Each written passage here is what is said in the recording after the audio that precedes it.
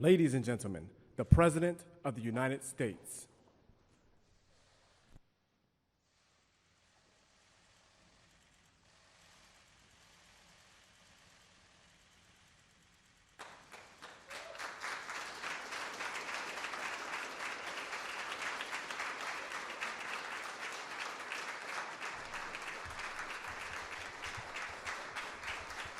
Thank you very much. Please, thank you. Good afternoon. And before we begin, 5 years ago, 9 innocent parishioners of a historically black church, you all remember this horrible event, were tragically killed during an evening Bible study in Charleston, South Carolina. That was a despicable act of evil. Today we remember this somber day as our hearts still break for the victims, and our prayers go with all. That was a terrible event. It was a terrible day. Terrible, terrible day for our country, for the world to witness. Thank you very much for being with us at the White House as we reaffirm our sacred promise to support and protect our great veterans. We love our veterans, and great they are. With honor and courage, these incredible patriots performed their duty to America, and now we must fulfill our duty to them, and that's what we're doing. And we're doing it beyond what anyone's ever done as president or as an administration. We're gathered together to address an especially urgent struggle. Today we're unveiling our roadmap to empower veterans and end the national tragedy of suicide. Tremendous problem. Tremendous, tremendous problem. My administration is marshaling every resource to stop the crisis of veteran suicide and protect our nation's most treasured heroes. They've been through so much, and it's such a deep-seated problem. And we're doing tremendous research and everything you can do. But it is something that nobody quite understands, and they're gaining knowledge, but they don't quite understand it. And I want to thank our Vice President for being with us, and I especially want to thank, frankly, wonderful Karen Pence, who is so committed to the veterans and this particular problem. And thank you very much, Karen. We appreciate it. Thank you.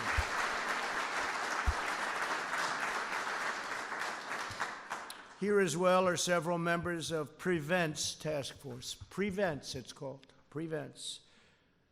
Secretary of Veterans Affairs, Robert Wilkie. Robert, great job.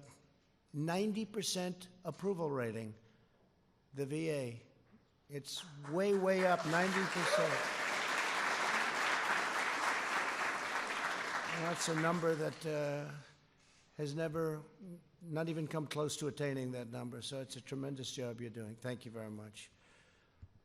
Secretary of Labor, Jean Scalia. Jean, thank you very much. Secretary of Health and Human Services, Alex Azar. Alex, thank you. Secretary of Housing and Urban Development, the great Ben Carson. Thank you, Ben. Secretary of Education, Betsy DeVos. Thanks, Betsy. And Acting Director of OMB, Russ Vogt. Thank you, Russ, very much. Also with us are Surgeon General Jerome Adams. Where's Jerome? Jerome, hi, Jerome. And he got a standing ovation the other day. I introduced him. He got the only standing ovation, Jerome. What was that all about? And the Executive Director of Prevent's Task Force, Dr. Barbara Van Dalen. Thank you very much. Appreciate it. Thank you. Thank you, Barbara. And representatives from several of our nation's leading veterans groups. We have tremendous people in this room, people that work so hard for the veterans, and they love our military, they love our country, they love our veterans. Thank you all for being here very much appreciated. From day one, my administration has been on a mission of historic scope and scale to deliver results for our great veterans. After years of shameful scandal and neglect under the Obama-Biden administration, and scandal and neglect it was, we have fundamentally reorganized the VA from top to bottom, and we've reestablished a crucial principle. American veterans deserve the highest standard of care anywhere in the world, and that's what they're getting. Great leadership. To help veterans get the care they need when they need it, we approved Veterans Choice and made it permanent, and that was a big deal. They've been trying to get it for decades and decades and decades, and we got it. We got it done. And basically, that means if you have a problem and you can't get to a doctor, it doesn't work, you end up going outside, you get your doctor, we pay the bill, and they get immediate service. Some of the veterans were forced in past administrations for a long time, beyond the Obama administration even, but for a long time they were expected to wait a week and 2 weeks and 3 weeks just to get to see a doctor. It was a terrible situation. Now we have Veterans Choice. They've been trying to get it so long, and it works incredibly well. And I would say that's a reason why, when I say 90% approval rating, that's probably one of the big reasons. Before I took office, every month seemed to bring a new story of crisis at the VA by our friends from the media. But the days of endless and deadly wait lists are over, and they are never going to come back. We're never going to allow them. Nobody can allow that to come back, what our vets had to put up with. I signed the VA Accountability Act into law, and we've removed more than 9,000 VA workers who were not giving our veterans the care, respect, attention that they've earned. And now that we have accountability, it's accountability, a very nice word. If an employee of government mistreats our veterans in any way, does something wrong, isn't good for the VA, the secretary looks at them and says, "You're fired, get out." Before, you couldn't do that. We had people for years and years. We had stories, I could tell you, story after story, how bad it was. You had sadists, you had thieves, you had some bad, bad people. So 9,000 have been fired, and they should have been fired a long time ago. But we got accountability, VA accountability passed. We secured record funding for the VA, including $9.6 billion for mental health services in 2020. $9.6 billion. Every VA medical facility now offers same-day emergency mental health, something we didn't have or even come close to having. We have dramatically expanded telehealth for our nation's veterans, and with COVID, it's really become probably the hottest thing there is in medicine, wouldn't you say? I think so. It's gone up in terms of usage by hundreds of times. It was not picking up until COVID came along, and now it's one of the hottest things you have going in the medical world, allowing people to consult with doctors from the comfort of their homes and not having to go out and not having to make long trips, and they get tremendous advice, I hope. The promised White House VA hotline that I've been talking about has fielded more than 400,000 calls right in the White House, successfully resolving 98% of veterans' concerns. It's a great thing. We have substantially cut the wait time for veteran appeals, ensuring all issues are resolved in a swift and timely fashion. It goes very quickly now, very, very quickly. We're modernizing medical records to begin a seamless transition from the Department of Defense to the VA, something others have tried and failed to do. They've tried it for decades, a long time. They wanted to do it. It's actually not as easy as it sounds, getting it done, but we got it done. The VA has also cut opioid prescriptions by 35% since 2017, and we're committed to defeating the opioid epidemic in America. We've brought it down by as much as 17% in some areas, 19, 20% in other areas. But that still means you have a lot left, but a lot of good things are happening. I have to say, our border, where much of this comes in, drugs come in, we have a drug problem, we have an opioid problem. It's all the same big problem, but our border is now as secure as it's been in many, many years. It's, the wall is now up to mile 212, and wherever we have the wall, that takes care of that area completely.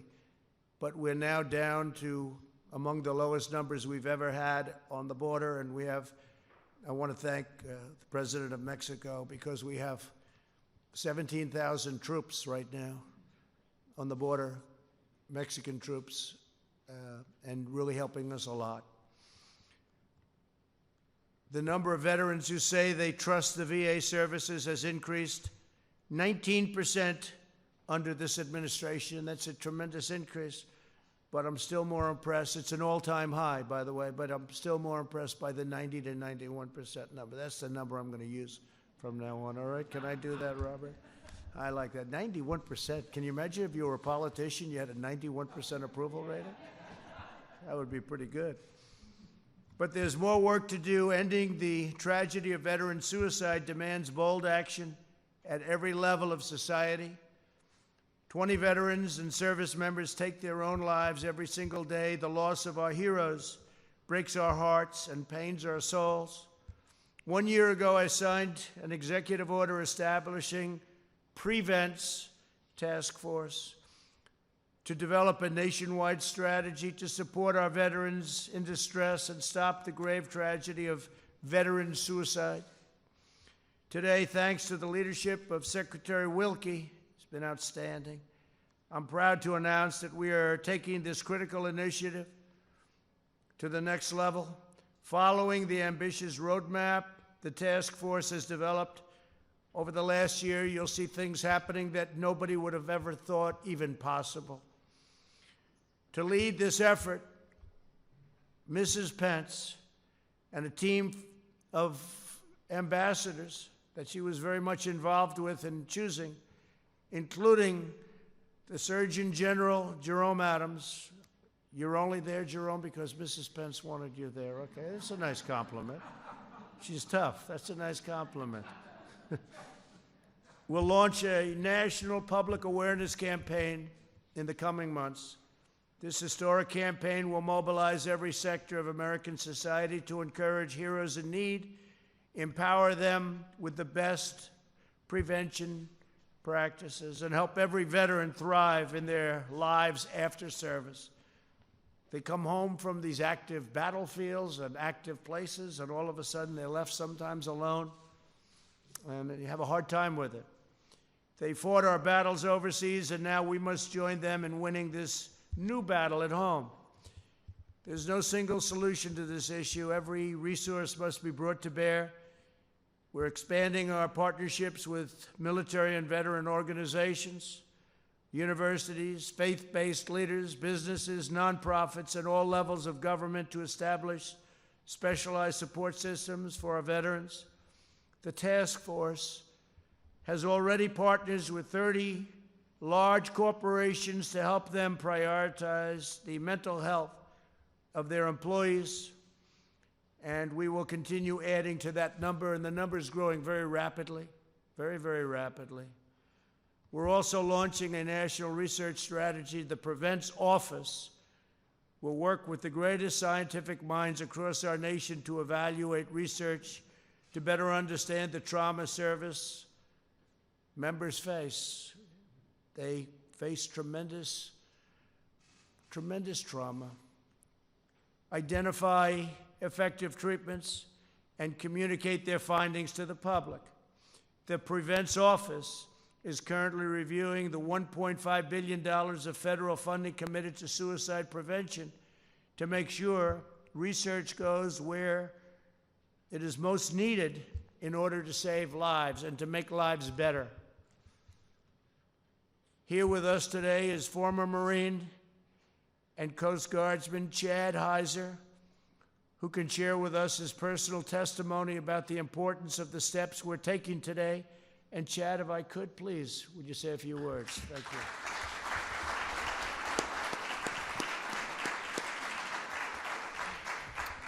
Mr. President, distinguished guests, thank you for allowing me the opportunity to speak on this vital mission. that affects the veteran community so much. The Bible says in Jeremiah 29:11, "For I know the plans I have for you, declares the Lord, plans to prosper you and not harm you, plans to give you a hope and a future." God never wastes a hurt. These are the words I was told long ago by a mentor and friend, but never really understood their impact until I began the healing process from my trauma that I experienced in combat as a United States Marine. On March 23rd, 2003, in one horrific day, 18 Marines were killed that were part of Task Force Tarawa during the invasion of Iraq at the Battle of Al-Naziriyah. 3 days later, there was a friendly fire incident which rounds were mistakenly fired, resulting in the injury of Marines. After being honorably discharged at the end of my enlistment, I returned home feeling guilty for surviving, shame for feeling like I hadn't done enough. The war was still in my mind. I was detached physically, emotionally, and spiritually. I was angry and isolated from the world, including my family. Just 1 year after leaving the Marines, I decided to return to military service, this time with the United States Coast Guard, seeking a last-ditch effort to cope with the pain and regain my purpose in life. Unfortunately, my condition only worsened. In 2005, I attempted suicide. I was transported to a medical hospital, diagnosed with post-traumatic stress disorder, and shortly after, I was medically retired.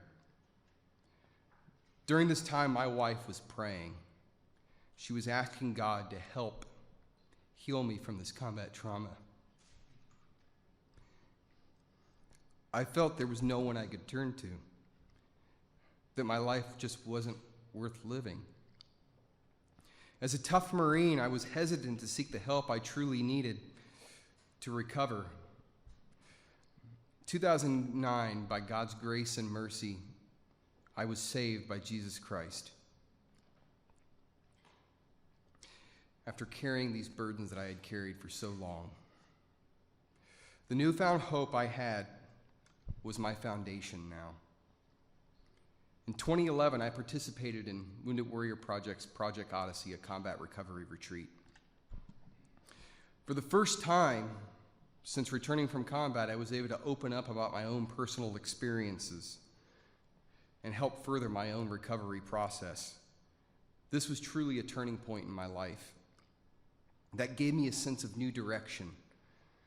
As a Wounded Warrior Project peer mentor, warrior leader, and national campaign team member, I am fully committed to serving the veteran community by giving my time and attention to listen, empathize, and encourage and help carry the burden shared by countless veterans facing similar struggles after war. I've realized through my own experience how vital it is for veterans to have a positive support system, not only within our families and communities, but also within our government. Showing support and caring for those who are hurting. It's also important to let everyone know, let the country know, that they can be strong and ask for help if you are struggling. Mr. President, I would like to take this opportunity to personally thank you for your decision to implement this important initiative combating mental health and suicide crisis within the veteran community. I am so grateful for your actions in insisting veterans to get the help they need at such a critical time. Your leadership in this matter truly shows your care for our nation's warriors. Thank you. Thank you, Joe.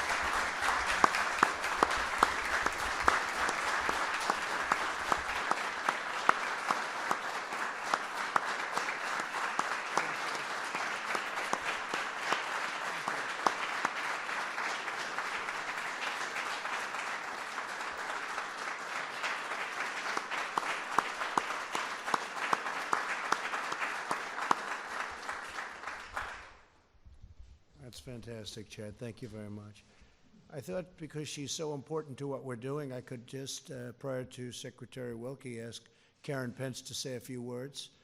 And she's going to be leading us into the promised land on this very tough subject. Do you mind? Please. Either one, Karen.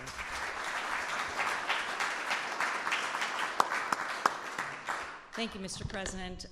I just want to say thank you for this administration realizing that this is an issue that we need to face head on.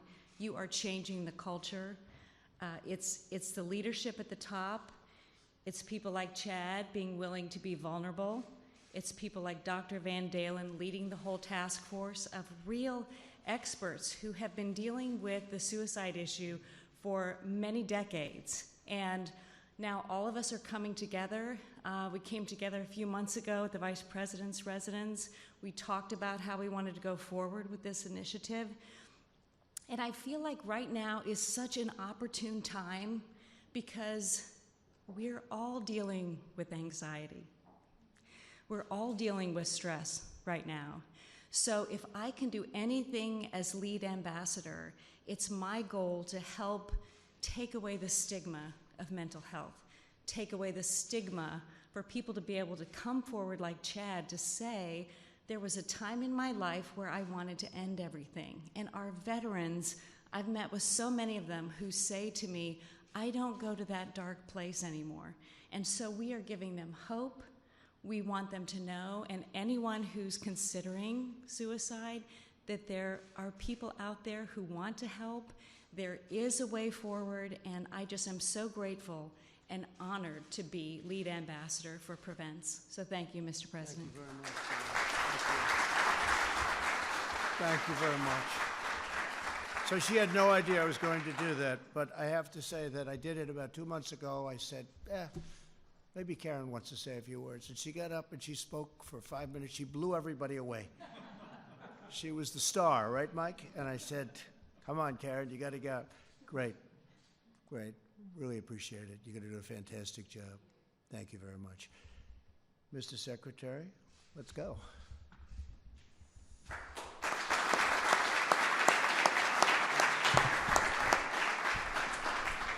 Thank you very much, Mr. President. I have been accused by some in this room of living in the 19th century and looking back on American history before I make any decisions. And I'm going to plead guilty to that for a second here and say that in the history of presidential campaigns and then later the administrations of a victorious candidate, there has never been a candidate or a president who put veterans front and center, first of the campaign and then of the administration, until you did.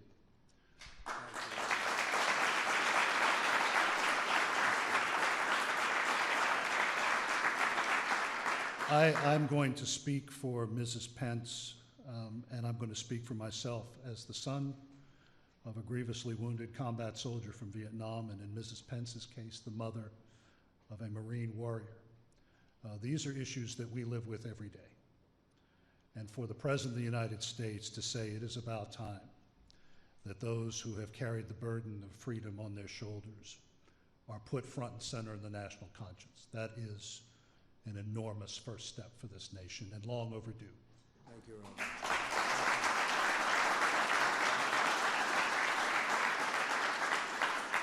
I've thanked Mrs. Pence. I want to thank two other people. First is our executive director, Barbara Van Dalen, who took this burden on herself, but took it joyfully, and is not only opening the aperture when it comes to a discussion of this last tragic act in a veteran's life, but also opening the aperture on a discussion, finally having a discussion on mental health and addiction. So Barbara, I thank you very much for what you do. And last but not least, I want to thank our Deputy Secretary, Colonel Pamela Powers, who took this on when she was Chief of Staff and has carried it across the finish line. I thank you very much, ma'am.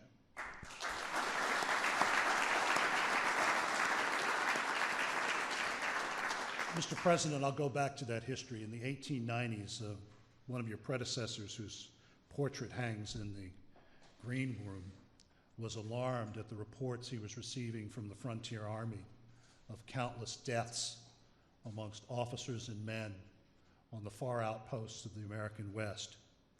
He was the first president to begin taking a look at those sad numbers, and it has taken these 130 plus years for another president to finally say, enough is enough. On any given day, 20 American warriors take their own lives. Those are active duty, guardsmen, reservists. The largest part of that number is from my father's generation in Vietnam. But another reason why this task force is so important is that it will point the way for the rest of the country.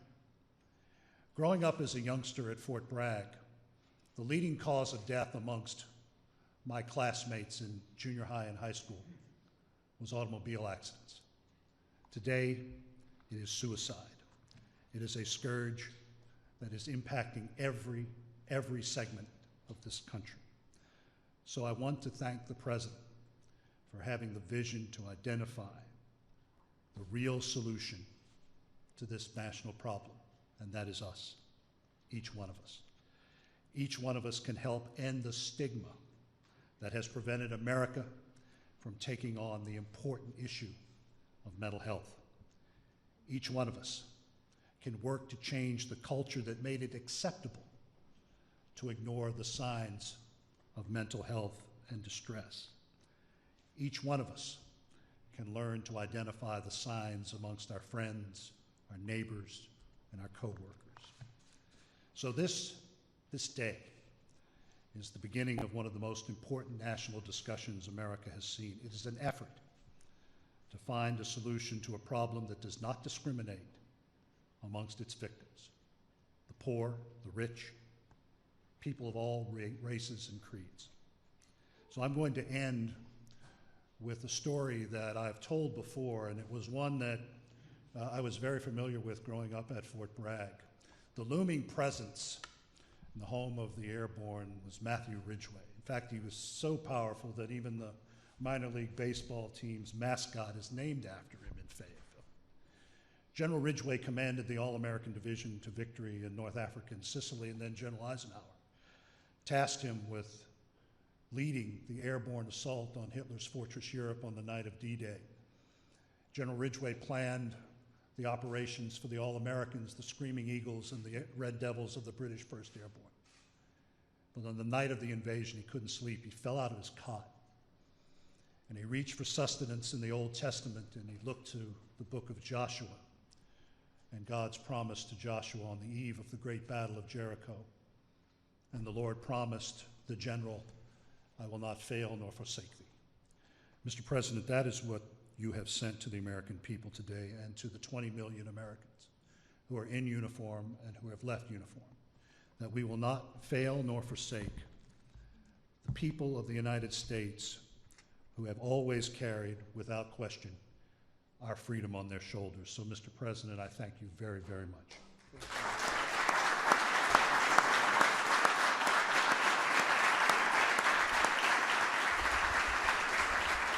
Great job you did. So Karen Pence has stated beautifully just a little while ago that the two words anxiety and stress. And all I can say, Mike, is thank goodness we don't have any anxiety or stress in this job with these people back there. But I will tell you, we're working very hard on this problem, and I think we've made a tremendous amount of progress. I even noticed your number, 20. 20 is different than 24. You know what that means, each day. Hard to believe, each day. But 20 is a big difference, and we're getting it way down. And with some of the treatments that we're talking about, I think it'll go a lot lower than that. And Barbara, I want to thank you very much. I want to thank Chad. I want to thank you very much. It was a beautiful, beautiful statement. You've done such a fantastic job. I see General Kellogg. He's one of our great generals. He's done a fantastic job for me, and he's doing some very important things for me right now. So, General, thank you very much. Really fantastic job. And we will have another meeting soon, and that meeting will be a meeting of progress, because I know with Karen in charge and with the Surgeon General working along with Karen and the group that you have, I know every one of them, You're going to make big, big progress very, very fast. So thank you very much. Thank you, Karen. Thank you very much. Mike, thank you.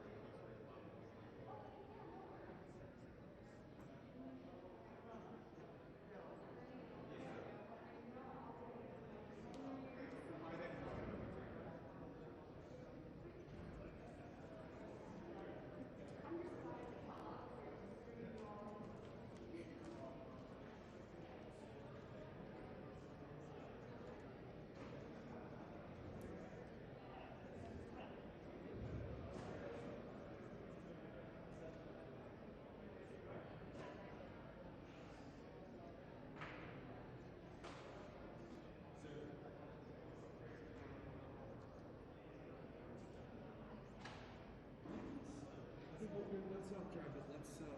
Or just like.